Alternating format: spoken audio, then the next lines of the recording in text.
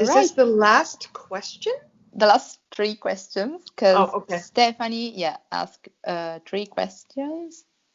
So the first one is, what is your favorite tea or coffee flavor? For me, coffee doesn't have a flavor.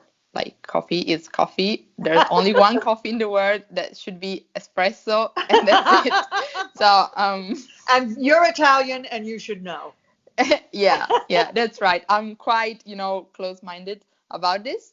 But my favorite tea flavor is black vanilla tea, so dark tea, black tea. But since I can't drink like 10 espressos and a couple of black teas a day, because otherwise I would be dead, I'm drinking this lovely tea. It's a red tea that is naturally decaf, so you can drink as much as you want to. And this is honey and lemon flavor. It's so good. So I'm drinking it right now.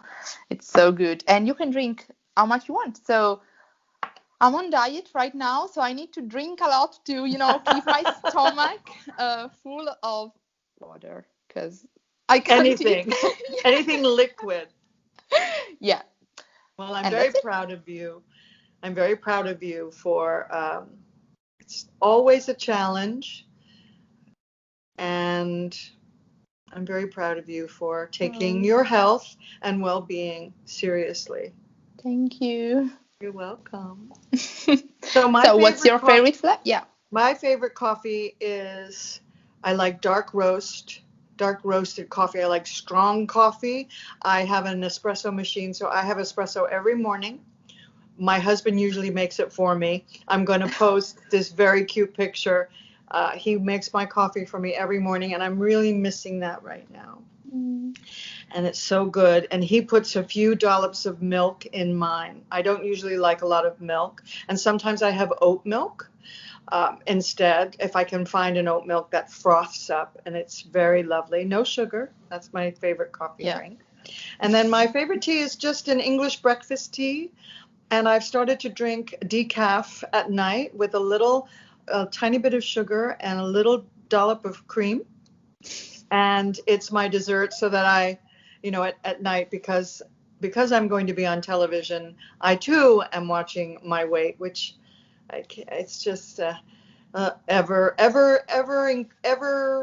flowing situation. And so it helps me at night if I want something sweet, because I always want something sweet at night. I got it from my mom. So I like to have a little dark chocolate or a little cup of tea with a little, and I should get some honey. So that's my favorvery tea flavor. Does your mom approve your way of making English? No. She does not. She's very, when I was little, I had to make her tea, and she's English, so she has a very specific way. And if I didn't quite, and I had to learn to get it right, because she'd take a look at the tea and give me the old stink eye. That's not the way I like my tea. So no, she does not approve. But that's okay. I'm 61. I can make it how I want now. I called her up. I said, I'm drinking tea, and I told her. She said, I said, no. That's the way I make my tea. Some things never change. So the next question is anything we have read during the lockdown. Do you want to go first? Yes, I started a book that I really love. It was hard for me to read to begin with during the lockdown. I didn't have the concentration just to really, and I'm not a big, if I open a book, I have to get so drawn in that I can't put it down. Otherwise, I'm not such a big, I was such a reader when I was little. Yeah. But the book that I'm reading now, Who Do We Choose to Be, by Margaret J. Wheatley. Basically what she's saying in, the beginning stages of this is she's wanting to encourage leadership to really face the reality that the roads that we have gone down are not sustainable. So each of us has a leader within us. And if we can create islands of sanity, meaning where we are, community service, our families, our homes, our churches, our temples, the way that we gather, and we can have these beacons of truth, like what the do unto others as you would do unto yourself. We want clean water. We want good education. We want clean air. We want to take care of our environment, our children, our animals, each other, tolerance. We do that where we are. And in that way, this ship that looks like it's going to crash into the rocks and be destroyed, we might be able to start to turn it so that we do have a sustainable future. And I just love this book very, very much. It's not light reading, but it's good reading. Yeah, I started to read it as well. I'm not, I have lots of things to study, so I should, like, every day of my life. Yeah, but if you can watch The Walking Dead, you can read this. Yeah, that's right. You are right. So, what I read during the lockdown are these two books. The first one I read is This is America by an Italian reporter that often goes to the United States, and he tried to explain the United States to Italian folks. Because it's not, he said that America is one of the places we know more about, but we have, a strange. Yes, you think it's like Sex in the City. Well, yeah, we think it's like the TV series, and yes, exactly. like everybody has a gun, and that's America for us. So kills each other. Lots of serial killers. Serial killers, yeah, as Criminal Minds taught to all of us. Yeah. And he just tried to explain things the way they really are in the United States. So I love this book. And the second book is this one, is also written by an Italian corner, Cristina Cattaneo. And one day her father died, and she realized that the thing that helped her the most to start the grieving process was going to the funerals. And she realized that so many people don't have this privilege, because if you leave Libya on a boat, and then nobody in your family will ever know whether you survived or not, what happened to you, nobody will ever find your body, and for your family will be no closure. Yeah, there's no closure, so they can't start the grieving process. They can't cry the loss of a person, of a beloved one that they don't know if is dead or alive. So she started with a very small team of people trying to identify dead bodies. And she's a coroner, so she's very precise. She has a scientific approach, and she explains how does it work to identify a unknown dead body. And she started with this small group of people, and then it became a huge group of people with the Red Cross, the army. But you don't have that in English. I think this book is translated. Because you have it. Do you have it in English or Italian? I have it in English because I like to read in. That's right. Yeah. Right. This last question is, how has the pandemic changed your outlook on things, if it has? And I'd like you to go first on that one. Okay. So it has changed my outlook on things in a way that I found out how important it is to me to be able to hug people, to, feel the physical contact to people I love. And yeah, I think, and well, another thing is, during the pandemic, I used to believe that the situation, the outbreak would have make us like better human beings, which eventually I think it didn't, because during the emergency, people, try to help each other, and then as soon as the emergency, stopped, people just came back being mean and selfish, and that's it. So I really do hope some people changed, even just a few would be great, but I'm not sure. The way that the pandemic has changed my outlook is that I am encouraged to open my heart in ways that I might not have because of the situation. So I feel as a person that I have grown, and I didn't necessarily consider myself, and I call, the Grinch who stole Christmas, who Oh lives yeah, all I know. alone, Yeah, right? I know. I do know. So Yeah. I never thought of myself as Grinchy.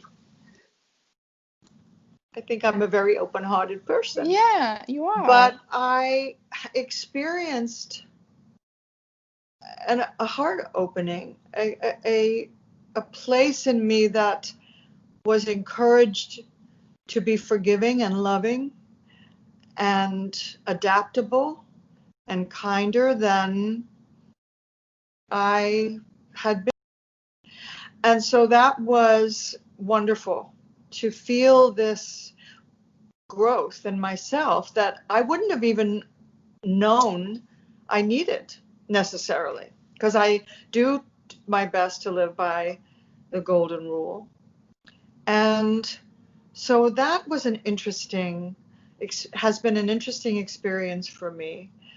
I don't disagree with you. I think that the pandemic and the measures that were taken, we've in the time that it was the worst, we rose to our spirit as a global world. We rose, and then the pressure of being locked down and not being able to get things and not sure where we were going to be can create a pressure, and coming out of it, people were probably worse than they'd been.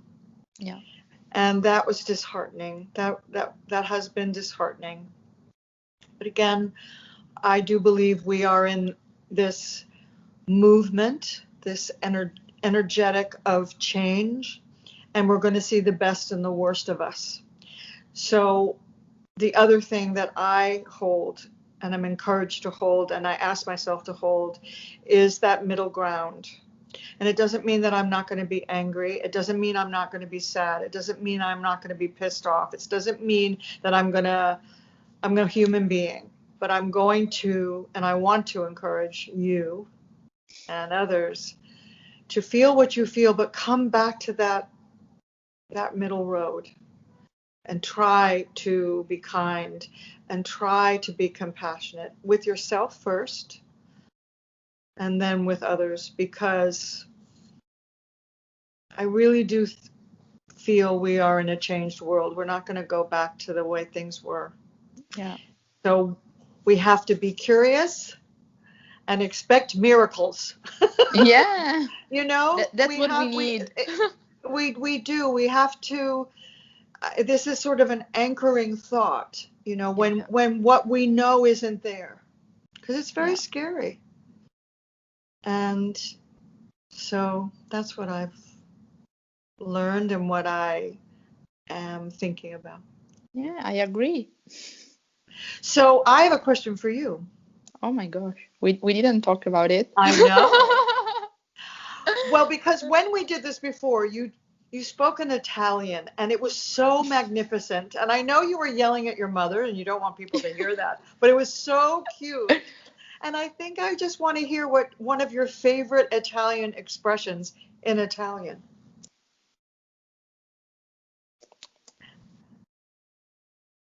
I don't know. Well, you said to me, because I said to you numbers, and you said there was an expression.